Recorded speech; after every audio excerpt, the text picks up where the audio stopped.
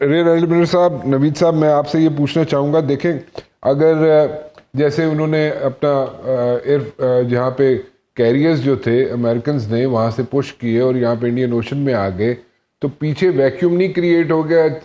China اس کو over کم نہیں کر سکتا؟ میں ساؤتھ چائنا کی بات کر رہا ہوں جی، وہاں پہ وہاں سے موو ہوئے ایئر کرافٹ کیریئرز امریکنز، تو وہاں پہ جو ویکیوم کریٹ ہوا وہاں پہ وہ ویکیوم کو فل کرنے کے لیے چائنیز وہاں پہ نہیں آ سکتے؟ اور اگر آ سکتے ہیں تو what's going to be the impact? جی بسم اللہ الرحمن الرحیم. Thank you very much Rana صاحب. میرے خیال میں coming of China to fill the vacuum, وہ آپ اگر پیسیفک کی بات کر رہے ہیں وہاں پہ تو کوئی اتنا میرے خیال میں اس پہ فرق نہیں پڑے گا. It has to be important کہ جو تھیٹر یا ایریا آف انٹرسٹ ہے اس وقت وہاں پہ یہاں پہ بیسیکلی ان کا یو ایس ففتھ فلیٹ ہوتا ہے جو بیسڈ ہے بحرین میں. تو یہ یہاں پہ ان کو اس وقت ضرورت ہے اپنے ایئر کرافٹ کیریئرس کی بھی اور ایک اسٹرانگر نیوی کی. دا ریزن فار دس از کہ اگر ایران سیٹ کرتا ہے یا بلاکیڈ کرتا ہے اسٹریٹس آف ہرمز کا، تو اس کے لیے کوئی کاؤنٹر آپ کے پاس فورس ہونی چاہیے. اچھا، جس سے آپ یہ افیکٹ نہ کریٹ ہونے دیں. اچھا، اس کے لیے تو it has to be important کہ یہاں پہ ان کی ایک پوٹنٹ فورس اویلیبل ہے. اچھا، تو وہ میٹر نہیں کرے گی ایز سچ. ٹھیک ہے. وہاں پہ آپ آئندہ آنے والے دنوں میں کوئی کرائسس دیکھ رہے ہیں یا it's going to be sorted out? میرے خیال میں آپ نے بڑا پرٹیننٹ پوائنٹ اس وقت اٹھایا ہے. میں تو اس کو ایسے دیکھتا ہوں کہ یہ یوان اور ڈالر کی لڑائی ہے. اچھا، تو جو ابھی سپریمیسی اپنی مینٹین رکھنا چاہ رہا ہے امریکہ، اور China is an emerging power. Emerge ہو چکی ہے. تو دونوں ورلڈ ٹاپ اکانومیز ہیں. تو میرے خیال میں پاکستان اور انڈیا کا جو ایک ایپیسوڈ تھا اس میں بہت ساری چیزیں ریویل ہوئی ہیں ٹو دا ویسٹ اینڈ امریکہ. تو ابھی یہ والا جو کام چلا ہے میرے خیال میں یہاں پر یہ تو ہے کہ رشیا ابھی ایمبرائڈ ہے ان یوکرین، اور اس کے لیے شاید اتنی زیادہ support to Iran in this difficult times پتہ نہیں وہ کس حد تک کرتے ہیں. ابھی آج ان کے وہ جا تو رہے ہیں فارن منسٹر ایرانی، تو let's see what comes out. میرے خیال میں چائنا، ایک تو دیکھیں ریجن کو اسٹیبل رکھنا بہت ضروری ہے through the maximum benefit of a rising economy. بالکل ٹھیک. تو یہ بہت ضروری ہے کہ یہاں پر ایک اسٹیبلٹی رہے. جی بالکل ٹھیک. اس کو مینٹین کرنے کے لیے میرے خیال میں ملے گا وہ اس کے ایران کے سپورٹ میں رہے گا. Iran is always known for like ان کی ایک فورٹے ہے پراکسی وارز. ٹھیک ہے. سو اس کانفلکٹ میں، اسرائیل اور ایران کے کانفلکٹ میں، ڈو یو سی کہ اس وقت جو پرابلمس فیس کر رہا ہے ایران وہ یہ ہے کہ سیکیورٹی لیپسز ہیں اس ایران کے اندر، اور اس کے علاوہ ایران کے جو دیکھیں نا پریسائز ٹارگٹس کو ہٹ کیا جاتا ہے اسرائیل کی طرف سے. پہلے اگر ہم حماس کی پیچھے تھوڑا سا چلے جائیں تو حماس کا لیڈر وہاں پہ مارا جاتا ہے، پھر اس کے جناب جو جنرلز ہیں یا نیوکلیئر سائنٹسٹ ہیں وہ مارے جاتے ہیں اور پریسائز ہٹس کی جاتی ہیں. اور پھر جناب ڈرونز کے جو اسٹیشنز ہیں ان کی ایران کی ٹیریٹری میں رکھ کے اور وہاں سے آپریٹ بھی ہو جاتے ہیں. انٹیلیجنس آؤٹ فٹس جو ہاسٹائل انٹیلیجنس آؤٹ فٹس ہیں ان کی، ایران کی، وہاں سے آپریٹ بھی کر لیتی ہے. اس سچویشن میں اور ساتھ ساتھ ایک اور بھی ان کے اوپر ایک تلوار لٹک رہی ہو کہ ان کا جناب پورا پولیٹیکل سسٹم جو ہے وہ وائنڈ اپ ہو سکتا ہے، اور شاید رضا شاہ پہلوی کا جناب وہاں پہ بیٹا آ کے وہاں پہ جناب آ جائے.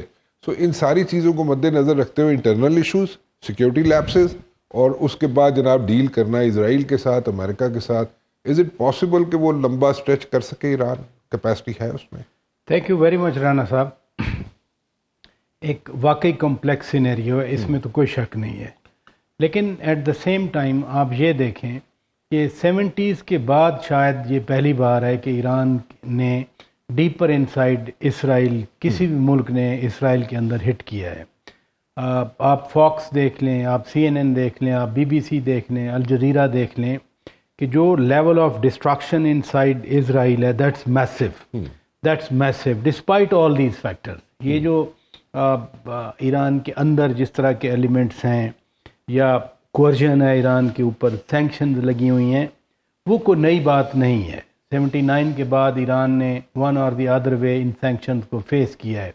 ہاں یہ ضرور ہے کہ جو پہلے پراکسیز تھیں مثلا یمن میں یا لبنان میں حزب اللہ کی آپ نے بات کی, سیریا میں بشار الاسد کی گورنمنٹ تھی, پرو گورنمنٹ آپ کہہ لیں, پرو ایران گورنمنٹ, وہ چلی گئیں.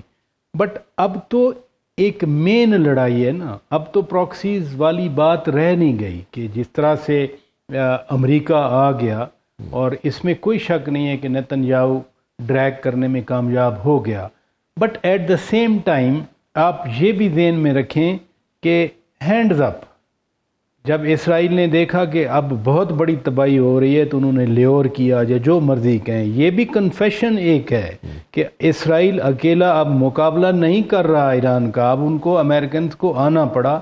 آپ سمبولک کہہ لیں, آپ ایز اے جیسچر کہہ دیں, آپ ایک میسیجنگ کہہ دیں, کیونکہ تینوں جو نیوکلیئر ریئیکٹر جن پہ اٹیک ہوا, 2 پہ تو اسرائیل اٹیک کر چکا ہے, اصفہان والے پہ بھی اور جو ننتنز والا ہے اس پہ بھی.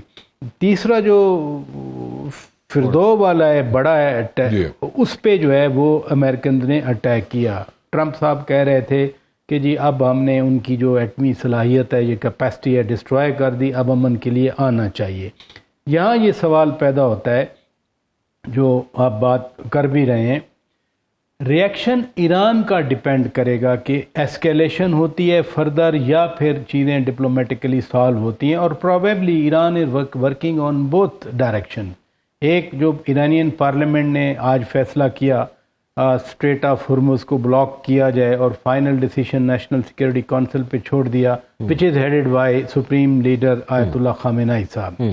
ایک تو یہ ٹریک ہے, اور یہ لیڈ کرے گا, اگر یہ ہوتا ہے تو یہ لیڈ کرے گا فردر ایسکیلیشن کو. کیونکہ جب آئل شپمنٹ رکے گی, عراق, بحرین, قطر, UAE, پارٹلی سعودی عربیہ, جب یہ علاقہ بلاک ہوگا تو پوری دنیا پہ پریشر آئے گا کہ آئل پرائس سرچ کر جائے گی, پہلے بھی سرچ کر چکی ہیں.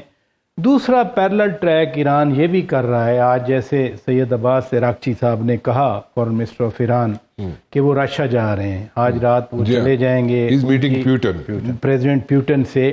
اب پریزیڈنٹ پیوٹن سے یہ بات ہو نہیں سکتی کہ پریزیڈنٹ پیوٹن کہے کہ میں اپنی فورسز بھیج رہا ہوں امریکہ کے خلاف, اسرائیل کے خلاف, ایران کے خلاف. وہ تو براڈر بات ہوگی, کوئی ڈپلومیٹک سلوشن. وہ یہ ہوگا کہ جو کچھ ہوا اس کو یہیں فریز کریں. اچھا, برٹش پرائم منسٹر بھی یہی بات کر رہے ہیں کہ Iran should come to the negotiating table. Precise میں ان کا کوٹ بتا رہا ہوں. تو دنیا ابھی بھی اس ڈپلومیٹک سولوشن کی طرف جا رہی ہے. ایران نے خود کہا کہ یہ ہم نے تو وہاں سے نکال لی تھیں اپنی چیزیں, تو ہمیں کوئی خاص نقصان نہیں ہوا. A kind of face saving جس کو آپ کہہ سکتے ہیں وہ ہو گیا. لیکن اگر ایسکیلیشن ہوتی ہے, ایران فردر جیسے آج میزائل مارے, سسٹینیبلٹی نہیں ہے. جنرل صاحب نے درست فرمایا کہ ایران از اے ڈیپ اسٹیٹ, ان کے اندر ڈیپتھ ہے.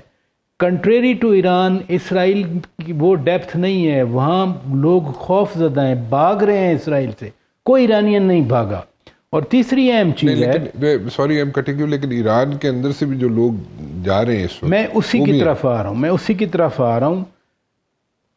ایران ایک اینشنٹ سویلائزیشن ہے, اور نیشنلزم ایران کا, وہ کہتے ہیں جو بھی ہو وی آر ایرانین. آپ کسی بھی ایرانی سے مل لیں, وہ کہیں گے وی آر ایرانین. جو ڈسکانٹینٹ تھا, جو ڈسکنٹینڈڈ ایلیمنٹ تھا, اب تو وہ بھی ایز ایرانین سوچ رہا ہے نا. یہ ایج ملے گا موجودہ حکومت کو. رجیم چینج والی آپ نے بات کی, جب یہ ایرانین نیشنلزم اکٹھا کرے گا.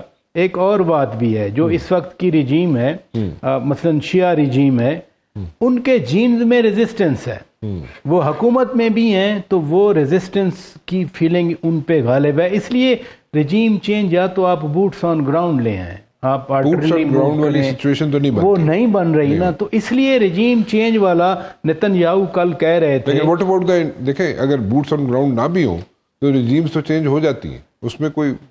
میں ایرانین کانٹیکس کی بات کر رہا ہوں. ہر ملک میں وہ نیشنلزم نہیں ہے جو ایرانین کے اندر نیشنلزم ہے.